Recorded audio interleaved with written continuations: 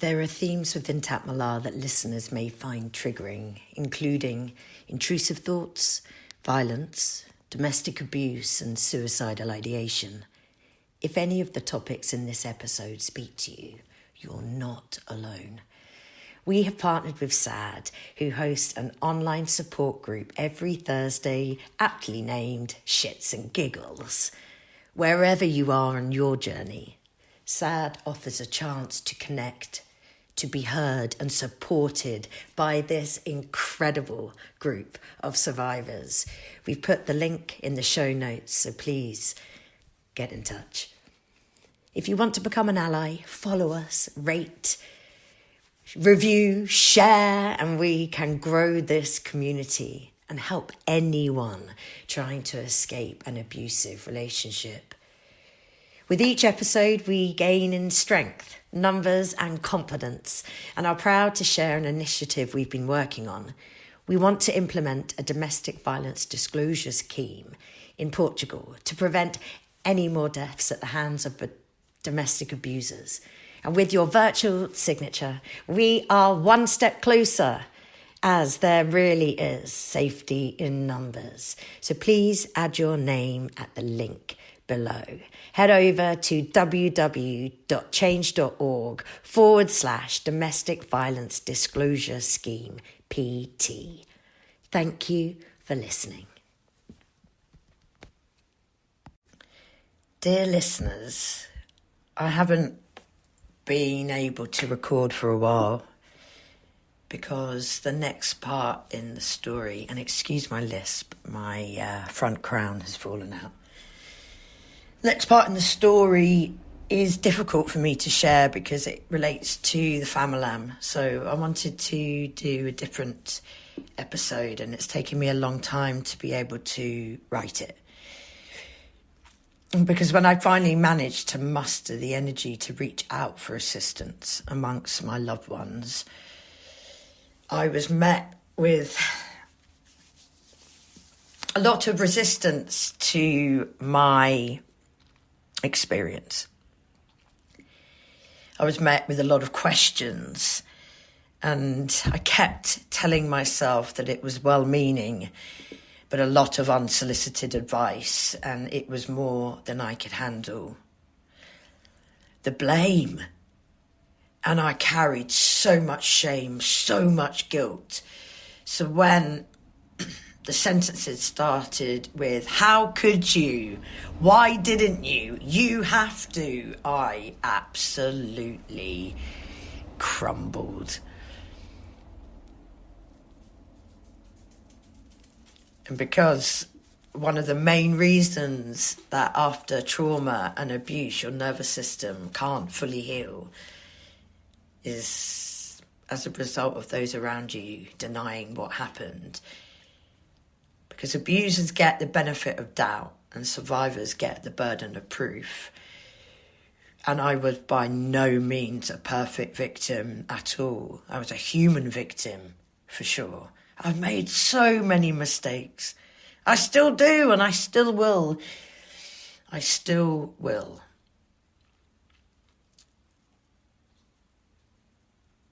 But I had this heart full of pain.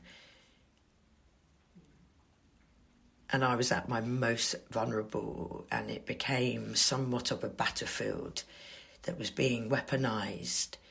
I was told I had to go to the police. One member of the family said it was my duty. What about the next person? All the time inside me, this frightened girl wanted to scream. What about me? I can get to that, but can we sort me out first?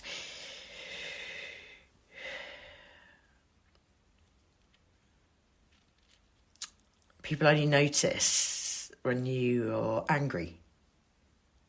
They don't notice what brought you to that point. And I just needed people to be decent human beings and be there in a supportive role rather than 28 questions. How could I let this happen? Why didn't I leave. Why, you. And it was painful because it's not just the trauma itself, it's everything that surrounds it, everything that happens after, everything that shouldn't happen, but it does. And it's a total headfuck. You're going to people and to places, to establishments that were supposed to keep you safe. And when you try to speak and you're not being heard, or people look away, it is a headfuckery. It feels absurd.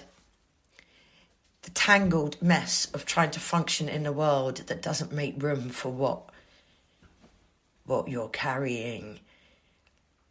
And the aftermath, the triggers, the hypervigilance, the perfectionism, the disassociation, the shame, all the things you live with long after the event is over. And don't forget, I was in the thick of it. And I get it. It probably was too much for anyone to handle. It was too traumatic. It was the worst time of my life. And it just felt like you wouldn't ask someone that had just had a car crash with blood all over their face to get up, get on with it, let it go. Would you?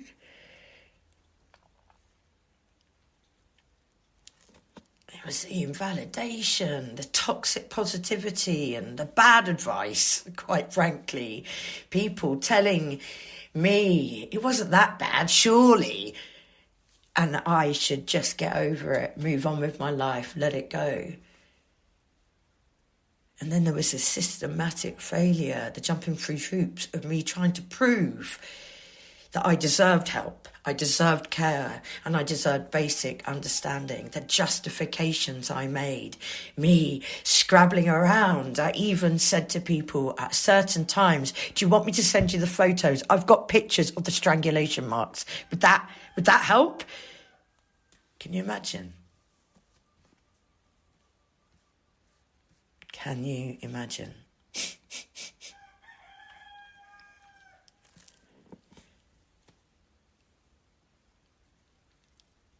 And I did use humour, which I guess confused people a bit.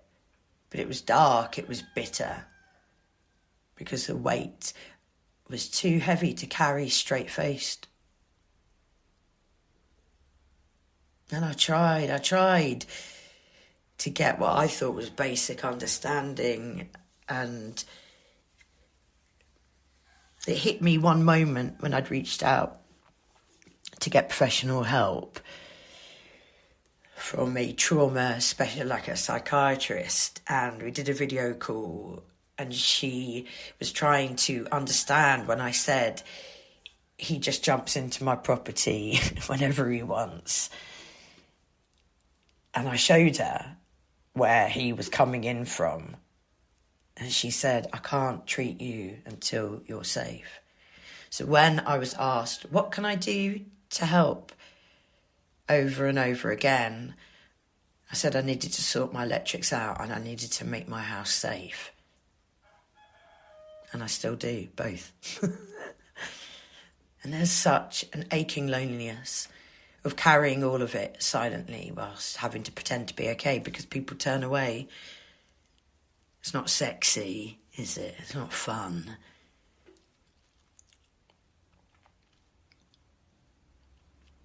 And I wasn't able to be my usual self with boundless empathy. I needed the Famalam to learn capacity to the feelings that my worst time ever brings up in them. I didn't need anyone to be making meaning out of my worst time ever, because that was for them, not for me. I didn't need unsolicited advice about my worst time ever. I didn't need people to run away from me through my worst time ever.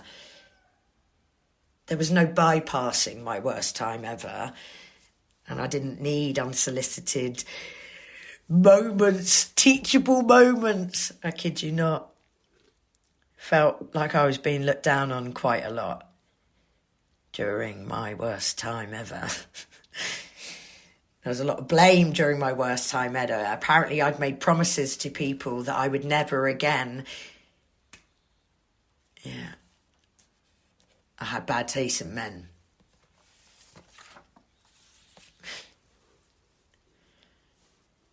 A lot of trying to get things out of me during that would benefit them. I was asked for so much advice, information that were nothing to do with my worst time ever, but benefited them. It was wild. It was so confusing. The chaos and injustice layered on top of the pain. Broken logic. And many moments where I just sat back saying, what the actual fuck, again and again and again and again.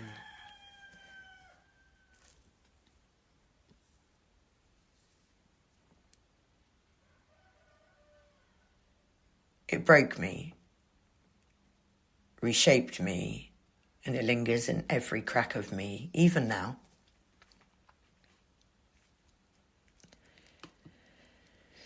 Even now.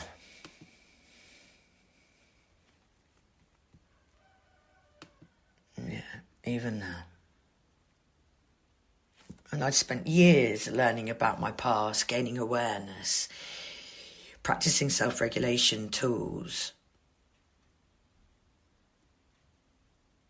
But when your family dismisses or even rewrites your reality, your nervous system is forced to stay on guard.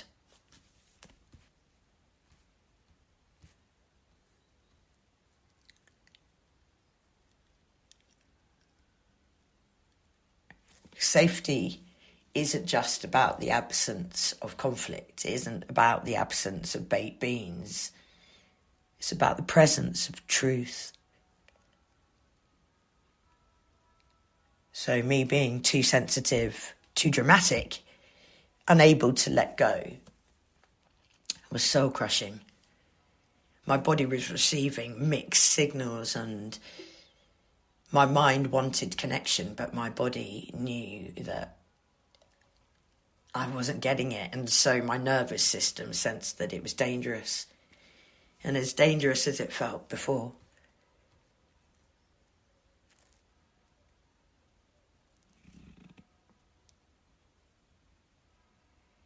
So I'd done all of these years of inner work, and I'd get phone calls, messages from the family, and it just figured physical tension, and I shut down.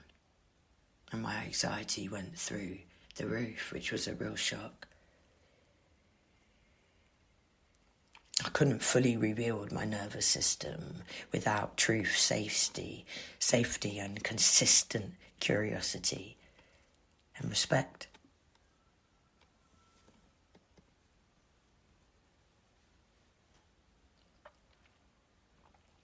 I was trying not only to rebuild the house that I was renovating, I was trying to do that for myself. But it's like the foundation bricks were being removed because my truth wasn't being honoured, wasn't being heard. I had people negotiating with me, trying to rewrite my history. It was wild.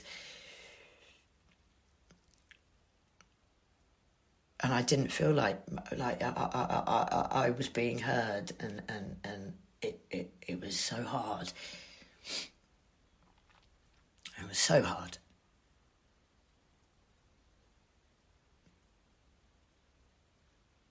I needed my truth to be believed the first time I shared it.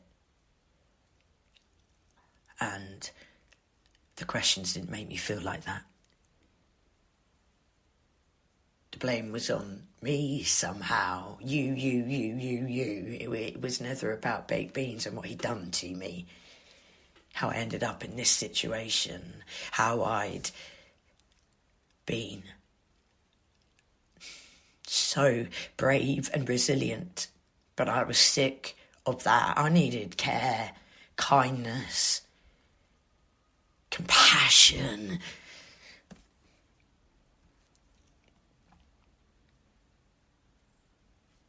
I needed to rebuild. It's not just about moving on. It's about moving into spaces where my body could finally rest.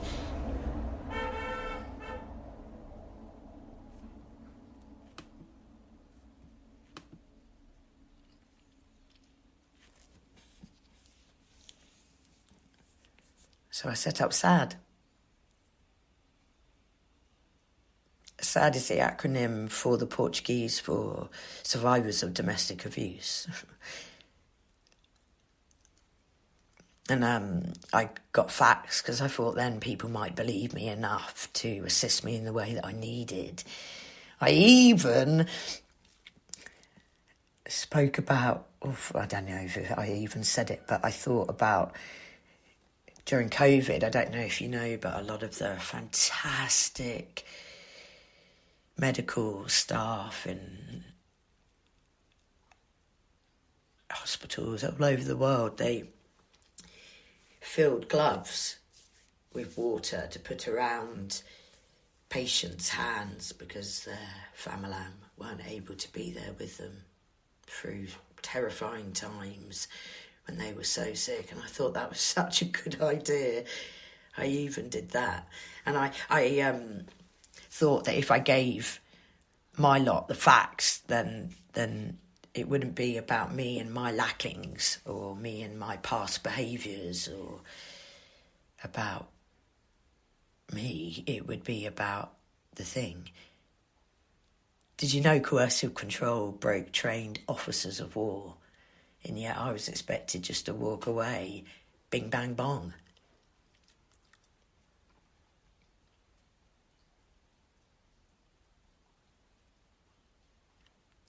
It was in 1957, a socialist, Albert Biderman, studied American prisoners of war from the Korean War and created what became known as Biderman's chart of coercion. His work showed how even trained military officers, prepared to resist, trained to resist, were broken down through tactics like isolation, intimidation, exhaustion, humiliation, and control of basic needs.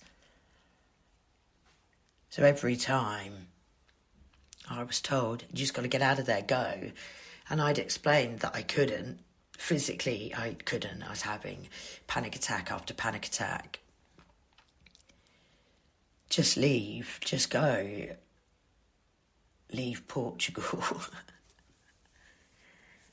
And I explained I needed a way to prove that I couldn't. And I found out that 99.7% of all survivors, let's get it right, all victims of domestic abuse are financially abused. I mean, I was lucky I had people I could borrow money from. But the repercussions of that every single element of my life had been fucked. And that's what people weren't getting. It was a really hard time.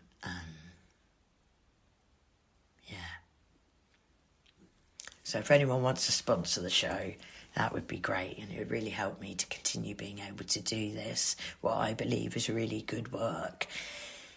This domestic violence disclosure scheme, I'm aiming to get it implemented in every single country in Europe.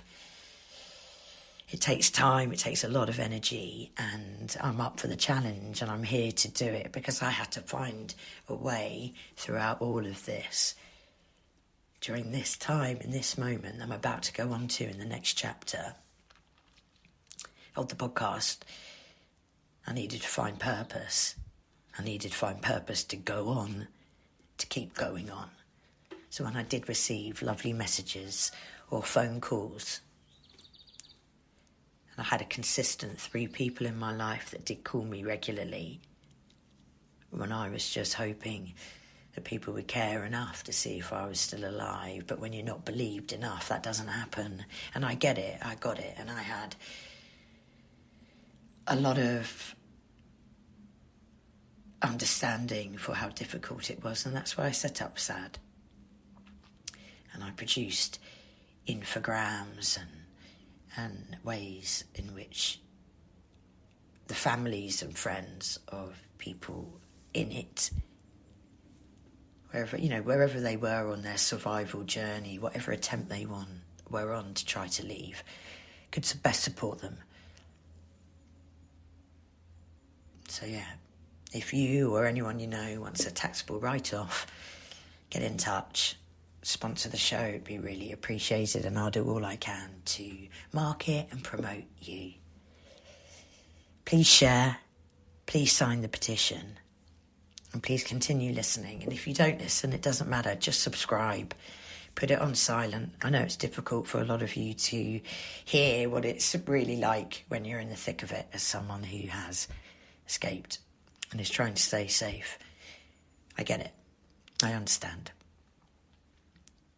So stick it on silent and let it run in the background. It all really helps. Thank you. And remember, #safety in numbers. Thank you for listening and your continued support.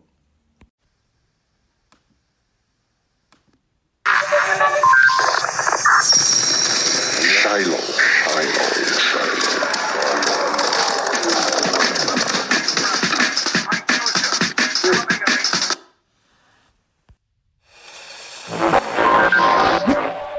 Ancient traditions mingle with new aspirations.